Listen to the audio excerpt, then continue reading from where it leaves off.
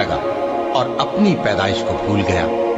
कहने लगा कि जब हड्डियां बोसीदा हो जाएंगी तो इनको कौन जिंदा करेगा? कह दो कि इनको वो जिंदा करेगा जिसने इनको पहली बार पैदा किया था, और वो हर तरह की तख्लीक को जानता है। वही जिसने तुम्हारे लिए सब्ज दरख्त से आग पैदा की, फिर तुम उसकी टहनियों को रगड़कर उनसे आग निकालते हो। भला जिसने आसमानों और जमीन को पैदा किया, क्या वो इस बात पर कादिर नहीं कि इनको फिर वैसे ही पैदा कर दे? क्यों नहीं? और वो तो सब कुछ पैदा करने वाला, कामिल इल्म वाला है। उसकी शान ये है कि जब वो किसी चीज का इरादा करता है तो उससे फरमा देता है कि हो जा, तो वो हो जाती है। वो जात पाक है जिसके हाथ में हर चीज की हुकूमत है, और उसी की तरफ तुमको लौट कर जाना है।